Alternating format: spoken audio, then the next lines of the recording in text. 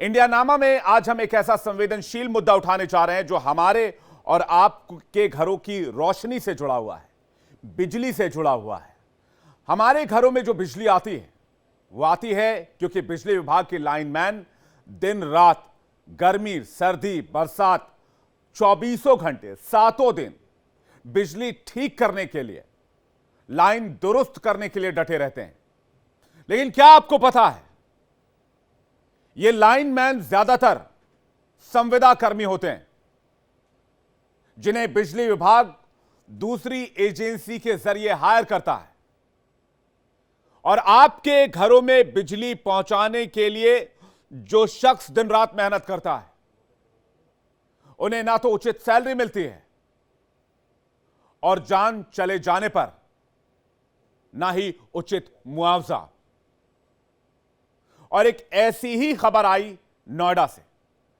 पिछले एक हफ्ते में नोएडा में संविदा लाइनमैन की एक मौत हो गई, एक दूसरा अभी अस्पताल में मौत से जंग लड़ रहा है। पिछले महीने भी नोएडा के सेक्टर 10 में एक लाइनमैन हादसे में झुलस गया था। विभाग से उसे इलाज के लिए पैसे भी नहीं मिले। सवाल यह है कि मौत के खंभों पर जिंदगी का दांव लगाने वाले संविदा कर्मियों के साथ ऐसी नाइंसाफी क्यों हो रही है? लाइनमैन्स को सेफ्टी उपकरण क्यों नहीं दिए जाते? उनकी सुरक्षा का ख्याल विभाग क्यों नहीं करता है? सब स्टेशन से लापरवाही क्यों होती है? शायद आपको जानकर हैरानी होगी कि लाइनमैन को सिर्फ 10,000 रुपए सैलरी और जिंदगी चले जाने पर 7.5 लाख रुपए का बीमा कवर। तो मैं पूछना चाहता हूं, क्या इन गरीब लाइनमैनों की जिंदगी इतनी सस्ती है?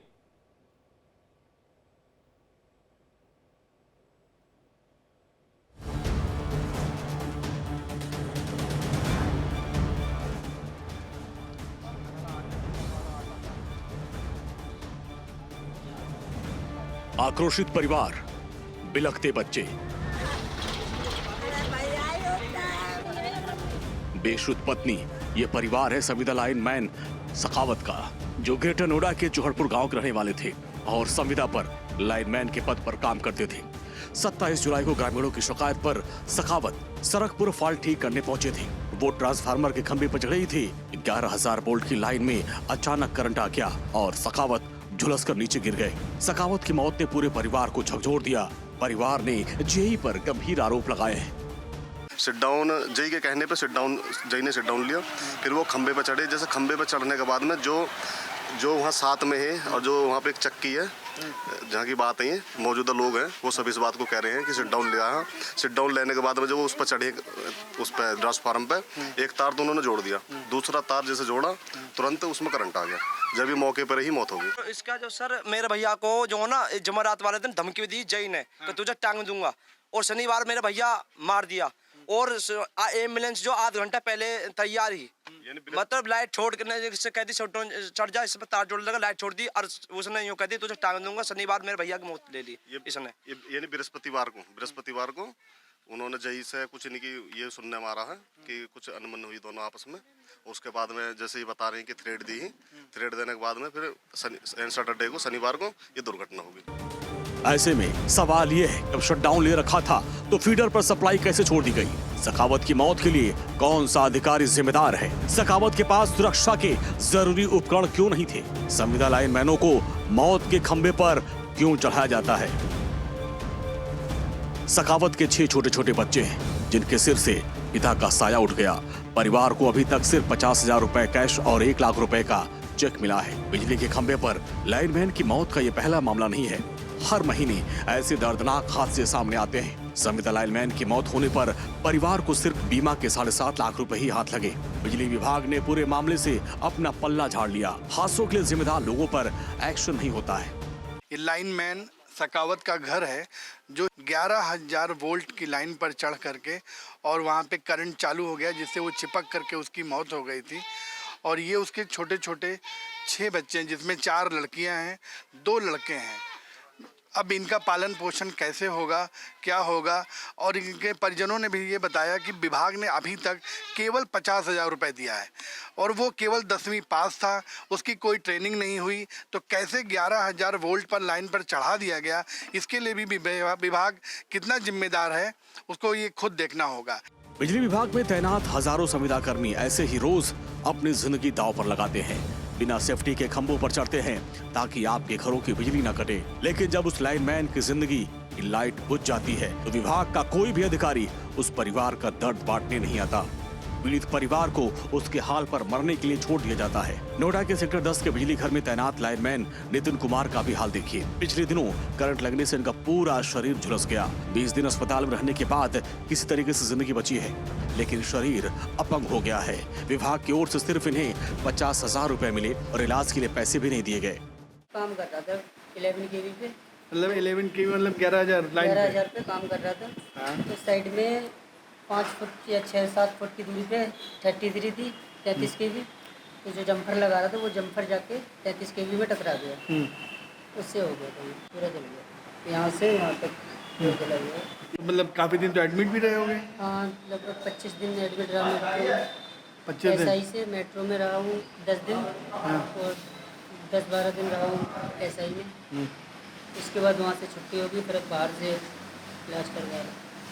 बाहर से जो बाहर से इलाज करा रहा है उसका पैसा नहीं देता हूँ अपनी जेब से, जी। विभाग कुछ पैसा नहीं दे रहा है। बिजली विभाग के लाइनमैन सबसे छोटा लेकिन अहम पद होता है। बिजली की पूरी सप्लाई इन्हीं के भरोसे होती है। फॉल्ट छोटा हो या बड़ा, खंबे पर अपना जीवन दांव पर यही लगाते हैं। लेकिन विभाग में इनकी जिंदगी का कोई मोल नहीं। एजेंसी के जरिए संविदा लाइनमैन कर्मियों की भर्ती होती है। लाइनमैन की नौकरी 24 घंटे और 365 दिन की होती है। विभाग से संविदा लाइनमैन को कोई छुट्टी नहीं मिलती। स्किल्ड लाइनमैन को 11,440 और अनस्किल्ड लाइनमैन को 9,440 रुपए वेतन मिलता है। मौत होने पर सिर्फ 7.5 लाख रुपए का बीमा कंपनी की तरफ से दिया जाता है। बिजली विभाग की ओर से कोई भी आर्थिक मदद नहीं मिलती। अपंग होने पर बिना मदद के ही नौकरी से निकाल दिया जाता है। एक हमारे एक्शन टेस्ट और एक ई मीटर को हमने जांच अधिकारी नियुक्त किया है कि किस कारणवश कैसे शटडाउन दिया गया, ये कहाँ गलती हुई, किसका कौन दोषी था और आगे इस तरीके की दोबारा घटना न हो। बिजली विभाग के जिम्मेदार अधिकारी तमाम दलील दे रहे हैं, लेकिन जमीनी हकीकत बहुत भयावह है। संविदा लाइनमैनों की मदद के बजाय विभाग हादसों का आंकड़ा लेकर उसमें हेरफेर करती है। विभाग की माने तो 2017 से जुलाई 2024 तक गौतम बुद्ध नगर में सिर्फ 18 हादसे हुए, जबकि मजदूर संघ का कहना है कि 100 से 125 हादसे इस जिले में हुए। कई लाइनमैन मारे गए जबकि कई अपंग हो गए। 7 लाख रुपये कम मिलता है, 7.5 लाख रुपये में कुछ नहीं होता है। नया लड़का चलाया था, अपने जीवन कितना पैसा कमाएगा, वही पैसा थोड़ा बढ़ना चाहिए। इसको 20 लाख रुपये का बहुत जरूरी लग गया, परिवार को पाल सके और परिवार में एक बच्चे को नौकरी दी है किसी को जो भी इसका रह जाता है। तो अगर हम 2017 से और जुलाई 24 तक बात करें तो अभी तक गौतम बुद्ध नगर में कितनी दुर्घटनाएं हो चुकी होंगी? गौतम बुद्ध नगर जिले में लगभग करीब 100 से 125 तक दुर्घटना है। इसमें सभी हैं, कुछ इसमें एक्सपायर हो चुके हैं, डेथ हो चुकी है कुछ लोगों की, कुछ लोग जो है अपाहिज हो चुके हैं। 15 जून को दादरी इलाके में यूनुस खान नाम के लाइनमैन की करंट लगने से मौत हो गई थी। वहां भी शटडाउन होने के बावजूद फीडर पर सप्लाई चालू हो गई। ऐसे ही 5 जून को महोबा में हुआ, वहां पर भी लाइनमैन की करंट लगने से मौत हो गई। आंकड़ों की फहरिस्त बहुत लंबी है। पूरे प्रदेश में ऐसे बिजली विभाग में मौत का खेल चल रहा है। संविदा कर्मियों की सुनने वाला कोई नहीं, न ही उनकी सुरक्षा को लेकर किसी को चिंता और न ही उनके परिवार की। आखिर कब तक गरीब कर्मचारियों की जिंदगी खंभों पर टांगी जाती रहेगी? क्या संविदा कर्मचारियों की जान इतनी सस्ती है? इंडिया डेली के लिए नोएडा से संतोष पाठक की रिपोर्ट। आप यकीन नहीं मानेंगे, जब इस खबर को मैंने खंगालना शुरू किया तो जगह जगह से ऐसी खबरें निकलकर सामने आने लगी जहां पर आए दिन संविदा कर्मियों के साथ इस तरह के हादसे हो रहे हैं, लेकिन संज्ञान लेने वाला, सुध लेने वाला कोई नजर नहीं आता है। तो क्या लाइनमैन की जिंदगी इतनी सस्ती होती है? इस सवाल का जवाब आखिर कौन देगा? मौत के खंभों पर आए दिन संविदा कर्मी लाइनमैन अपनी जान गंवाते हैं, हादसे का शिकार होते हैं या फिर अपने शरीर के अंग गंवा देते हैं, अपंग हो जाते हैं। फिर इनको पूछने वाला कोई नहीं होता है। पिछले शनिवार को लाइनमैन सखावत की मौत हो चुकी है, जबकि एक और लाइनमैन जिंदगी और मौत के बीच जंग लड़ रहा है। गंभीर रूप से झुलसे लाइनमैन को नोएडा के निजी अस्पताल में भर्ती कराया गया है। हमारे संवाददाता संतोष पाठक इस लाइनमैन के घर पहुंचे, उनके लोगों से बातचीत की, उनकी तकलीफ को समझने की कोशिश की। कल एक और बिजली घर के लाइनमैन का जीवन दांव पे लग गया है। उसको गलत फीडर का शटडाउन लेकर के और गलत पोल पर चढ़ा दिया गया, जिससे 11,000 की लाइन से वो एक्सीडेंट हो गया और उसका हाथ पैर बहुत बुरी तरह जल गया है। अधिक जानकारी के लिए उनके परिजन यहाँ पे खड़े हैं। क्या नाम है उसके पीड़ित का? दुलाल बर्मन नाम है। किस बिजली घर पे था और क्या घटना हुई? ये बिजली घर नोएडा 67 बिजली घर पे काम करते हैं। इनकी जो एसोसो के थ्रू बात हुआ था, इनसे जो फ़ोन पे बात हो, फ़ोन की जो रिकॉर्डिंग है, रिकॉर्डिंग के हिसाब से सुना जा रहा है जो लाइनमैन ने सिग्नल मंगा था, फीडर नंबर 2 का सिग्नल मंगा गया था कि गलती से उसने 11 नंबर का सिग्नल दिया गया था। जो लाइनमैन ने उस वजह से चेक नहीं कर पाया, वो जल्दीबाजी के चक्कर में खंभा में चढ़ गया था।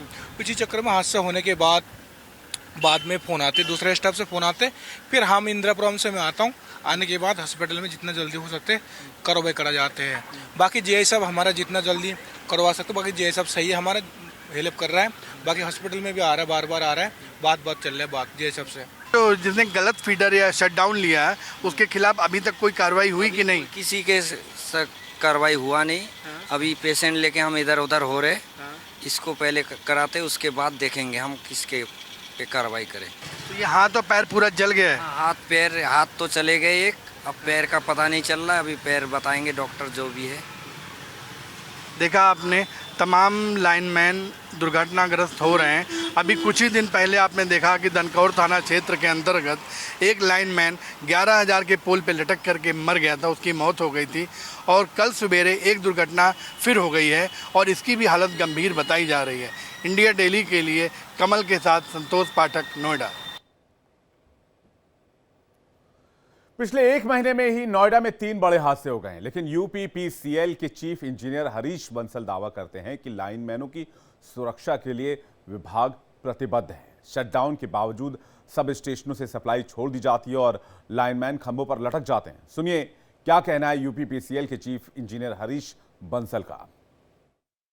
अभी थाना दनकौर में एक लाइनमैन 11,000 की वोल्ट लाइन पे बिजली सही करने के लिए चढ़ा था, जहां पे उसको करंट लगने से फिर मौत हो गई। तो सर ये बताएं कि जो अभी शेखावत के जो एक लाइनमैन है उसकी डेथ हो गई है, तो वो किस आधार पर उसको 11,000 वोल्ट पे चढ़ाया गया था और कितना पढ़ा लिखा था, क्या वो ट्रेंड था या नहीं था? नहीं, ये जो हम लोग अपने यहाँ रखते हैं संविदा कर्मी, आउटसोर्सिंग के माध्यम से रखते हैं। एक अलग एजेंसी को हम लोग निकालते हैं, प्रकाशित करते हैं, जिसमें हम लोग उसमें सारी क्वालिफिकेशन और सारी चीज़ लिखते हैं और अनुभव भी लिखते हैं कि कार्य का कितना अनुभव है। तो उसी के आधार पे कुशल और अकुशल श्रमिक रखे जाते हैं। जो दुर्घटना हुई है तो उसके बाद अनुभव था, वो पिछले कई सालों से हमारे यहाँ काम कर रहा था और उसकी उम्र भी 40 साल के आसपास थी, तो उसको पूरा अनुभव था। और ये बस केवल उसकी किसी की गलती से जिस फीडर पे उसको चढ़ना था उसमें न चढ़ करके रश ऑफ वर्क में अन्य फीडर में चल गया, जिसका शटडाउन उसने नहीं लिया था। ये इसके कारण दुर्घटना हुई और ये दुर्घटना मोबाइल से शटडाउन लेने के कारण ज़्यादा हुई। इसमें मेन जो प्रोसीजर था शटडाउन लेने का वो गलत था। वहीं जाके लेना चाहिए था, जिस ट्रॉली पे काम करना था उसको अपने सामने निकलवाना चाहिए था। तो वो कहते हैं जल्दीबाजी में रश ऑफ वर्क के कारण जो है वो फ़ोन पे शटडाउन लिया और जो जिस फीडर पे चढ़ना काम करना था उसमें न करके अन्य फीडर पे उसने काम करना शुरू कर दिया। इसकी जांच कराई जा रही है। जीवन बहुत महत्वपूर्ण है, तो हम इसको करेंगे, भले ही थोड़ा सा टाइम लेट हो काम करने में, लेकिन किसी का जीवन न जाए, इसको इंश्योर करेंगे और अच्छी तरह से देखेंगे इसको। देखा अपने विभाग का कहना है कि अभी भले ही उनकी ट्रेनिंग नहीं दी गई थी, लेकिन हम आगे इन ऐसे लाइनमैनों की ट्रेनिंग कराई जाएगी और ये मस्ट किया जाएगा कि सुरक्षा उपकरण के बगैर कोई भी लाइनमैन किसी पोल पर न चढ़े, जिससे उनकी जिंदगी को बचाया जा सके। यूपीपीसीएल के अधिकारी का भी कहना है कि उनका जीवन हमारे लिए बहुत ही महत्वपूर्ण है, बहुत कीमती है। किसी का जीवन न जाने पाए, इसके लिए विभाग पूरी तैयारी करेगा। इंडिया डेली के लिए कमल के साथ संतोष पाठक, नोएडा। तो विभाग ने दावा किया कि भाई हम तो सेफ्टी और जितने भी प्रिकॉशंस हैं और जितने भी मेजर्स हैं सब हम फॉलो करते हैं। तो मैंने सोचा कि इस मामले में आंकड़े निकाले जाएं पिछले कुछ सालों के। क्या कहते हैं ये आंकड़े, क्या बिजली विभाग के इस दावे में दम है? तो पिछले कुछ सालों में बिजली के खंभों पर काम करते हुए कितने लाइनमैनों और बिजली कर्मचारियों की मौत हुई है? जरा आंकड़े देख लीजिए। हैरानी की बात यह है कि मौत का आंकड़ा कम नहीं हो रहा है, जबकि अधिकारी दावा कर रहे हैं कि सेफ्टी उपकरण से लेकर सुरक्षा के तमाम उपाय किए जा रहे हैं। 2016-17 से शुरू करता हूं। 2016-17 में हादसे 1824, 958 मौत। 2018-19 में हादसे 1073, 1116 लोगों की मौत। 2022-23 में 1316 हादसे और 1428 लोगों की मौत। और 2023-24 में 1173 हादसे और 1120 लोगों की मौत। तो सवाल यह है कि क्या लाइनमैन की इतनी सस्ती जिंदगी हो गई है और काम करने के लिए इतना कम समय क्यों? अब संविदा लाइनमैन लगातार प्रदर्शन करते हैं, लगातार वो अपनी हक की आवाज उठाते हैं, लेकिन उनको सुनने वाला कोई नहीं है। प्रदेश में करीब 35,000 संविदा लाइनमैन है। ये कहते हैं समान काम तो समान वेतन नियम भी मिलना चाहिए, समान वेतन मिलना चाहिए, काम के घंटे फिक्स होने चाहिए, वीकली ऑफ मिलना चाहिए, सेफ्टी उपकरण मिलने चाहिए, ट्रेनिंग प्रॉपर होनी चाहिए। और मौत पर 7.5 लाख से क्या होता है? कम से कम 20 लाख रुपए की आर्थिक मदद होनी चाहिए। अगर डिसेबिलिटी हो गई, अपंग हो गए, तो उसका क्या? उस पर उचित मुआवजा होना चाहिए।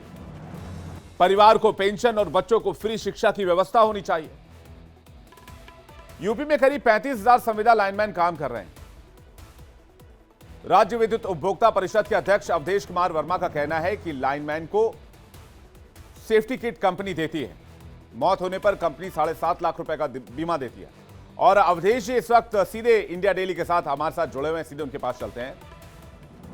अवधेश जी, उपभोक्ता परिषद के अध्यक्ष हैं आप, लेकिन लाइनमैन की जो स्थिति मैं देख रहा हूं और जो आंकड़े निकलकर सामने आए हैं और हादसे की जो तस्वीर सामने आई है वो दुखद है और इस सवाल को जन्म देती है कि क्या इनकी जिंदगी की कोई कीमत नहीं है, जिनकी बदौलत हमारे घरों में 24 घंटे बिजली आपूर्ति रहती है। अवधेश जी, देखिए, जहां तक सवाल है कि सबसे पहले मैं आपको स्पष्ट कर देना चाहता हूं, जो भी पूरे उत्तर प्रदेश में विद्युत दुर्घटनाएं हो रही, निश्चित तौर पे उसमें 90% उदासीनता है। और जो हमारे संविदा कर्मी है, उनको जो उपकरण मिलना चाहिए, जो सेफ्टी डिवाइस मिलना चाहिए, वो उनको नहीं दिया जाता। जो लोग अभी मैं देख रहा था कि हरीश बंसल जो चीफ है, वो बता रहे थे कि उनको उपकरण मिलते हैं। सवाल वो नहीं है, सवाल ये है कि जब टेंडर होता है, टेंडर तो देने वाले बिजली विभाग के लोग हैं। अगर वो किसी बाह्य एजेंसी को टेंडर देते हैं, उनका ये राइट है, पहले वो देख लें कि उसमें क्या प्राविधान है, उसके पास क्या सेफ्टी के उपकरण है और क्या अपने संविदा कार्मिकों को दे रहा है कि नहीं दे रहा है। और जब वो फीडर शटडाउन लेकर जब वो फीडर पे काम करने जाते हैं, जो वहां एसएसओ काम कर रहा है, क्या वो स्किल्ड है, उसको जानकारी है कि नहीं है। पता चला कि मैंने देखा आपके नोएडा और मेरठ में अनेकों घटनाएं ऐसी हुई कि बिजली के खंभे पर काम कर रहा है हमारा ये जो संविदा कार्मिक है, और उधर वो शटडाउन के बजाय उस फीडर को ऑन कर दिया जाता है और वो मर जाते हैं। अभी तो मेरठ में इसके 1 महीना पहले मामला आया, तो उन्होंने कहा कि मैंने एसएसओ को बर्खास्त कर दिया। यहाँ बर्खास्त करने से काम नहीं चलेगा। सवाल यह है कि लगातार विद्युत दुर्घटनाएं क्यों हो रही हैं, इसके पीछे कौन लोग जिम्मेदार हैं। मैं आपको बताऊं, अभी मैं आपके यहीं पे गया हुआ था, आपके नोएडा में और मेरठ में। मैंने ये मुद्दा उठाया था, वहां पे सभी पूरा पावर कारपोरेशन था नोएडा और मेरठ में। मैंने कहा बताइए, उदासीनता बढ़ती जा रही लगातार और आप लोग केवल पल्ला झाड़ लेते हैं। कभी कह देते हैं कि ठेकेदार का आदमी है, कभी कह देते हैं कि वो गलत तरीके से काम कर रहा था। सवाल ये नहीं है, सवाल ये है कि जो भी सिस्टम को 1956 रूल के तहत सक्षम होना चाहिए, वो सक्षम क्यों नहीं था। और सबसे बड़ी बात मैं आपको बताऊं, ये 9,000 10,000 रुपया में नौकरी करने वाले लोग पूरे उत्तर प्रदेश की अगर मैं बात करूं, तो लगभग बिजली विभाग के पास 31,000 कार्मिक है, टोटल 31,000 परमानेंट कार्मिक है, 85,000 संविदा कार्मिक है, जिसमें ये लाइन पर काम करने वाले लोग हैं, कंप्यूटर ऑपरेटर लोग हैं, और भी जो लोग हैं। और सबसे बड़ी बात यह है कि जितने भी संविदा कार्मिक हैं, इनको आज तक समान काम समान वेतन नहीं दिया गया। एक तरफ माननीय सुप्रीम कोर्ट की रूलिंग है, कोई भी संविदा कार्मिक अगर वो समान काम समान वेतन का हकदार है, लेकिन बिजली कंपनियों में इसके लिए उदासीनता बढ़ती जा रही है। मैं आपको बताऊं, एक उदाहरण देना चाहूंगा। अभी एक व्यवस्था यहाँ शुरू हुई मध्यांचल में कि भाई कुछ संविदा कार्मिकों को वेतन बढ़ाया गया। जैसे वेतन बढ़ाया गया, लोगों ने ऐसा इंजीनियरों के ऊपर सांप लौटने लगा कि उन संविदा कार्मिकों का वेतन का टेंडर ही कैंसिल कर दिया, वो निश्चित तौर पर वो संविदा कार्मिक, कंप्यूटर ऑपरेटर या और अन्य श्रेणी में थे, लेकिन उसी के सहारे आने वाले समय में इन संविदा कार्मिकों का भी वेतन बढ़ जाता। तो सवाल यह है कि जो लोग भी पूरी तरीके से इस सिस्टम में शामिल हैं और जिनकी जवाबदेही, जिनको तय करने का अधिकार है, वो क्या कर रहे हैं? जब भी कोई हमारा संविदा कार्मिक मरता है तो लोग बयानबाजी करते हैं कि आगे ऐसा दुर्घटना नहीं होगा। अरे भाई, आगे दुर्घटना नहीं होगा। आज के 12-13 की अगर बात करूं तो 570 लोगों की डेथ होती थी, आज 1120 लोग मर रहे हैं लगभग। नहीं अवधेश जी, ये तो सीधे मौत से खेलने वाली बात है ना। अगर कोई लाइनमैन खंबे पे चढ़कर अगर कोई लाइनमैन खंबे पे चढ़कर बिजली ठीक कर रहा है तो वो सीधे सीधे अपनी जिंदगी को दांव पर लगा रहा है। अव्वल तो ये इसमें लापरवाही बहुत ज्यादा है कि भाई किसी ने करंट चालू कर दिया तो जेई को सस्पेंड कर दिया, तो भाई ये कर दिए तो वो कर दिए। लेकिन इसमें उदासीनता तो ये है कि ऐसी चूक बार बार क्यों होती है। अगर एक घटना, अभी मैंने आंकड़ा दिखाया, वो आंकड़ा बहुत चौंकाने वाला है। हर साल 1000 लोगों से 1000 से ज्यादा लोगों की जान जा रही है। एक चीज मैं और बता दूं, मैंने कई बार पावर कारपोरेशन प्रबंधन को और इनको बताया कि जो आपकी 1956 रूल के तहत जो आपकी लाइनें हैं वो कार्यक्षम नहीं है। जब वो लाइनें कार्यक्षम नहीं है, उसमें आप किसी को मौत के मुंह में क्यों ढकेल रहे हैं? आज इनका तार, अभी कल की मैं बात बताऊं, बदायूं में एक तार टूटा, एक पति पत्नी मोटरसाइकिल से जा रहे हैं और वो धू धू कर जलने लगे और उनकी डेथ हो गई। सवाल यह है कि आपकी कोई भी लाइन प्रॉपर नहीं है, 1956 रूल के तहत नहीं है। अभी विद्युत सुरक्षा निदेशालय बार बार ये रिपोर्ट देता है कि आप नहीं। और एक और बड़ा सवाल ये कि 10,000 और 12,000 रुपए में आज की तारीख में क्या होता है? अगर एक लाइनमैन अपनी जिंदगी दांव पर लगा रहा है, वो बिजली आपूर्ति में काम कर रहा है, आप बिजली की कीमत देख लीजिए आज की डेट में, आज की तारीख में क्या है। बिजली की कीमत आसमान छू रही है। नोएडा जैसे शहर में बिजली की कीमत, और जो यहाँ पर बिजली सप्लायर्स हैं नोएडा में, रिहायशी इलाकों में रहने वाले, चाहे वो मल्टीप्लेक्स में रह रहे हो, चाहे मल्टी स्टोरी बिल्डिंग में रह रहे हो या फिर चाहे दूसरी जगह पर रह रहे हो, बिजली की कीमत तो आसमान छू रही है, लेकिन इनको 10,000 रुपए दिए जा रहे हैं। ये बीच का घालमेल कैसे चल रहा है, और ये मैं चलने नहीं दूंगा। मैं इस वक्त संतोष जी के पास जा रहा हूं। संतोष जी इस वक्त उस पीड़ित के साथ जुड़े हुए हैं जिनको करंट लगा था। अवधेश जी आपके पास वापस लौटूंगा, मुझे सोल्यूशन आज चाहिए इस मामले में, और ऊर्जा मंत्री का इस मामले में कोई रिएक्शन आया इस पर भी आपसे बात करेंगे अवधेश जी। लेकिन संतोष जी हमारे साथ है। संतोष जी, जिस शख्स को करंट लगा, आप वहां पर अस्पताल में खुद मौजूद है, उनकी हालत हम देख सकते हैं। अस्पताल नहीं, मुझे लगता था आप तो कहीं किसी ऐसी जगह पर है जहां पर बिजली घर में आप बैठे हुए हैं और वो शख्स पट्टी लगाकर बैठा हुआ है। जी, मैं बिजली घर में ही बैठा हूँ और हमारे साथ वो शख्स लाइनमैन है जिनको पहले पूरा करंट से पूरा जल गए थे। ये देखिए, इनके पूरे शरीर पे डेली पट्टी होती है और पट्टी भी ये अपने पैसे से कराता है।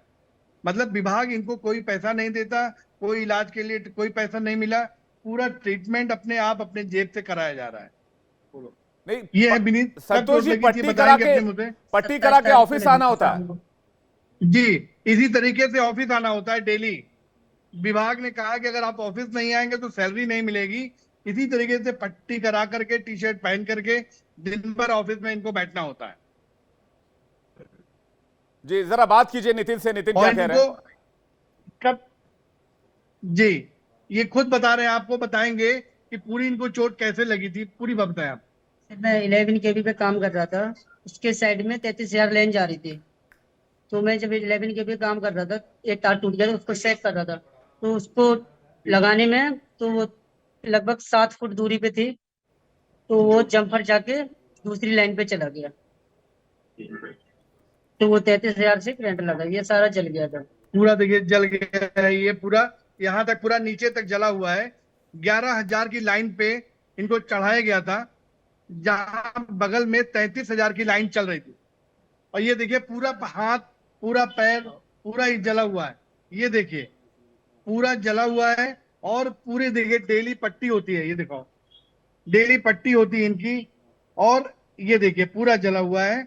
और इसी कंडीशन में इनको डेली ऑफिस आकर के बैठना होता है। कहा जाता है कि अगर आप नहीं आओगे तो एक भी पैसा वेतन नहीं मिलेगा, लेकिन पट्टी का पैसा विभाग नहीं देता है। 14 कितना सौ रुपए लगता पर डे? 1600 रुपए प्रतिदिन ये अपनी पट्टी कराने का पैसा। देखिए संतोष जी, ऐसी हालत में भी बिजली के संविदा कर्मी को काम करना पड़ रहा है। और बुरा मत मानिएगा संतोष जी, और दर्शकों को भी कहूंगा, ये नौकरी नहीं है, ये एक तरह से गुलामी करवाने जैसी वाली तस्वीर है। जिस तरह से पैसे देकर और मजबूर करके काम पर, यहां पर बिजली कर्मचारियों को काम करवाया जा रहा है, और जिस तरह से काम लिया जा रहा है, और जो मुआवजा बांटा जा रहा है, और जिस तरह से इनकी जान को जोखिम में डाला जा रहा है।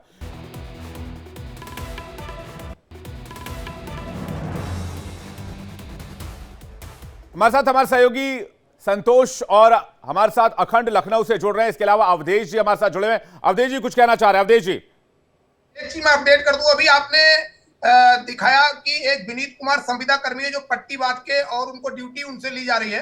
अभी हमारी जैसे ये आपका जब आपने ब्रेक लिया तो मैंने अभी हरीश बंसल जो चीफ है नोएडा उनसे बात की और उन्होंने कहा है कि अभी मैं तुरंत बात कर रहा हूँ, ठेकेदार को बोलता हूँ। उनको बोल दिया है कि क्योंकि बिल्कुल ये ब्रेकिंग न्यूज आप दे रहे हो और ये ब्रेकिंग न्यूज चलनी चाहिए। इंडिया डेली की खबर का असर हुआ और आपकी कोशिश रंग लाई। अवधेश जी ये बड़ी खबर आप बता रहे हैं। अवधेश जी एक बार फिर से खबर बता दीजिए, क्या बात हुई आपकी?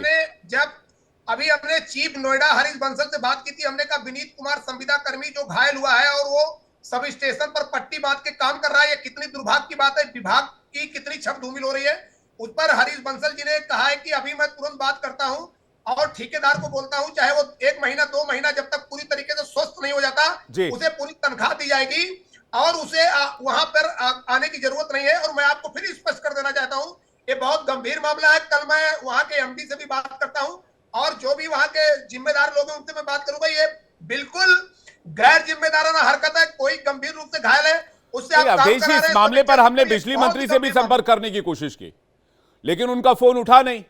हो सकता है वो व्यस्त रहे हो, लेकिन हमने कुछ और कोशिशें की। लेकिन ये जो इतना संवेदनशील मामला है, हजारों लोगों से जुड़ा हुआ और लाखों लोग से जुड़ जाता है जब उनके परिवार को आप इसमें ऐड कर देंगे, क्योंकि एक परिवार में 5 से 7 लोग रहते हैं। तो हमारी खबर का जो बड़ा असर हुआ है, इस खबर को अभी अभी अवधेश जी ने कंफर्म किया है। इंडिया डेली की खबर का बड़ा असर, विनीत को पूरा पैसा मिलेगा। जो घायल हुआ है वो घर पर रहकर अपना ट्रीटमेंट कराएगा, उसकी जो तनख्वाह है उसको मिलेगी।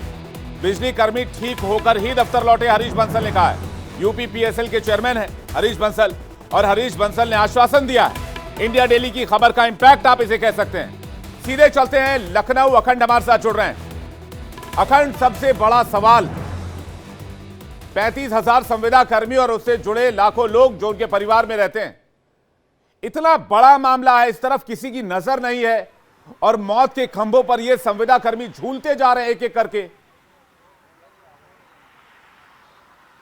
बिल्कुल, ये बहुत ही संवेदनशील मुद्दा होता है। इतनी बड़ी तादाद और सच तो ये है कि पूरा बिजली विभाग अगर किन्हीं के भरोसे चल रहा है तो यही लाइनमैन है जो सबसे ज़्यादा, जिनको सबसे ज़्यादा याद किया जाता है, जिनकी सबसे ज़्यादा ज़रूरत होती है, जिनको सबसे ज़्यादा जिन पे जिम्मेदारियां डाली जाती हैं। और यहाँ तक अधिकारियों के और तमाम जो महकमे के जो आला अफसरान हैं या फिर यूँ कह लिया जाए कि खुद मंत्री तक, इन्हीं पे सारा बोझ डाल के वो निकल लेते हैं। उनके पास पैसेज होता है कि इनके जरिए वो बच के निकल लें।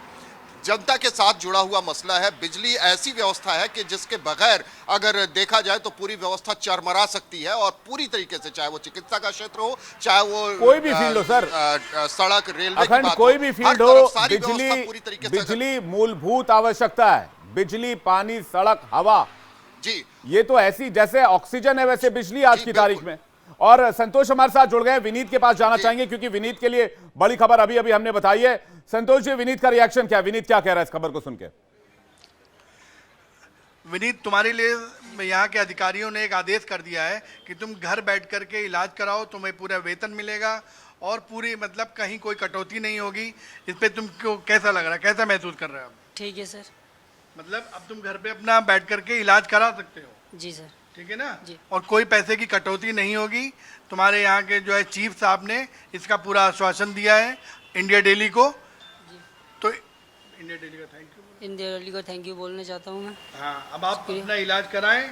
और हमारे साथ यहाँ पे ना संगठन के महामंत्री भी हैं। इनका कहना है कि हमने लाइनमैनों की समस्या के लिए प्रधानमंत्री और मुख्यमंत्री तक को भी लेटर लिखा था और लेकिन उसके बाद भी कोई समस्या का समाधान नहीं हुआ। हमारे साथ सत्यनारायण जी हैं, ये अपनी पूरी समस्या के बारे में बताएंगे। जी सर जी, हमने प्रधानमंत्री भारत सरकार नई दिल्ली को और माननीय मुख्यमंत्री जी,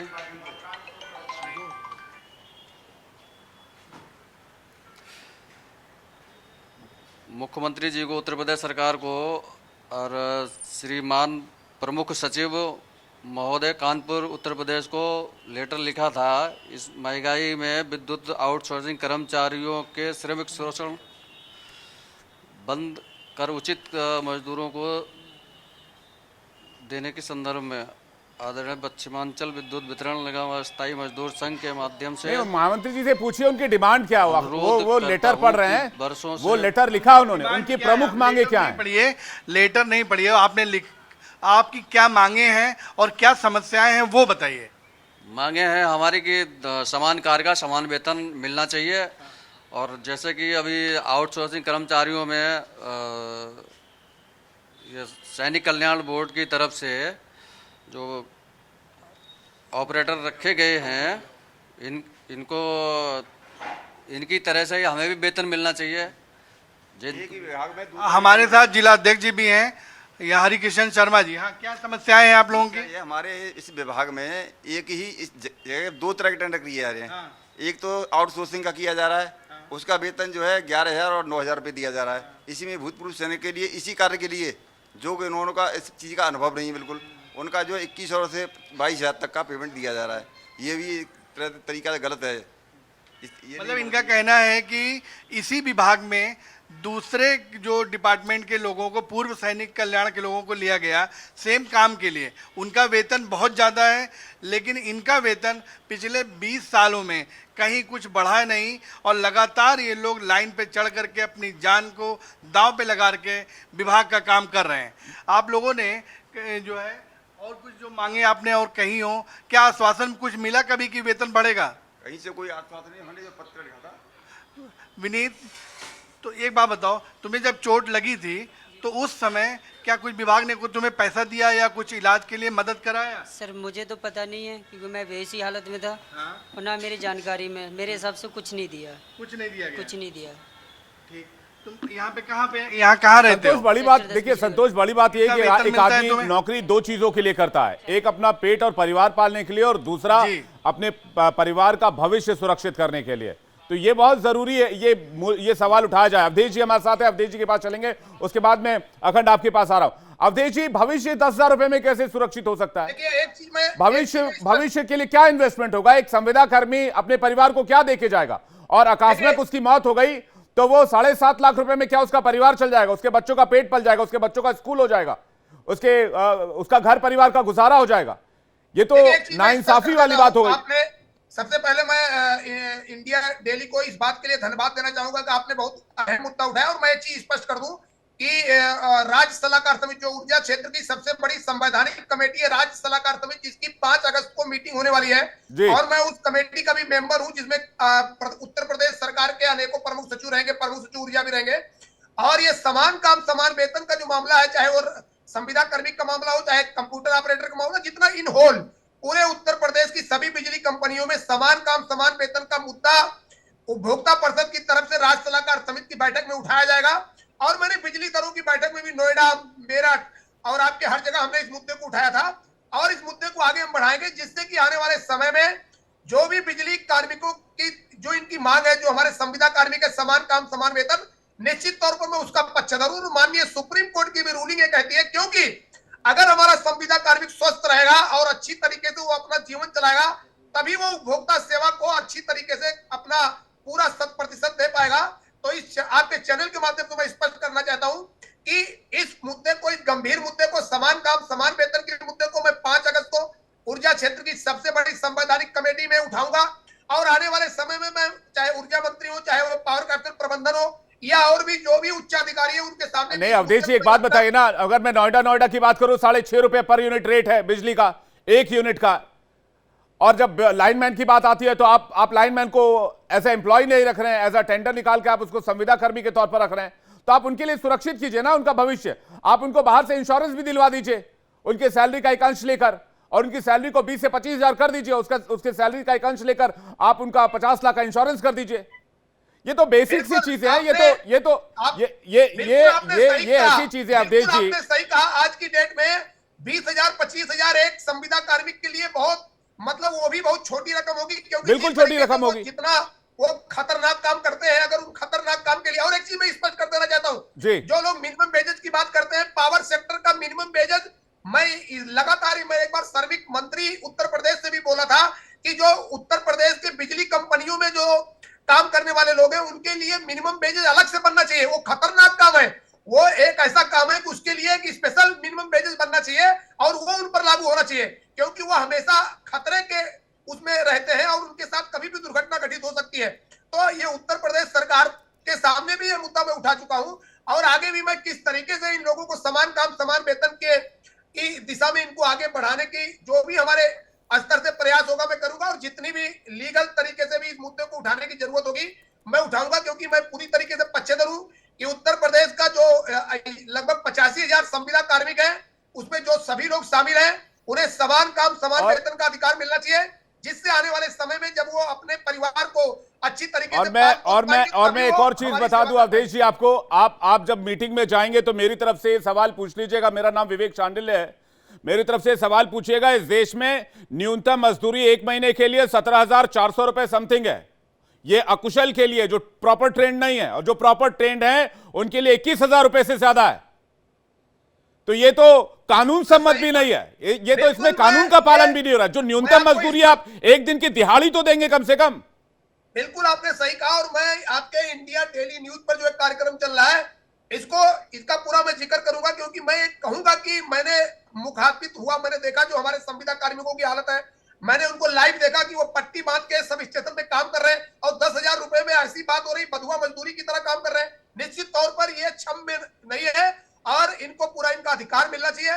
इनका अधिकार कैसे मिलेगा, किस आधार पे मिलेगा, किस संवैधानिक कायदे में मिलेगा, इसकी बात को मैं रखूंगा। जी, जब तक इस मामले में देखिए हम लोग इस मामले को छोड़ने वाले नहीं है।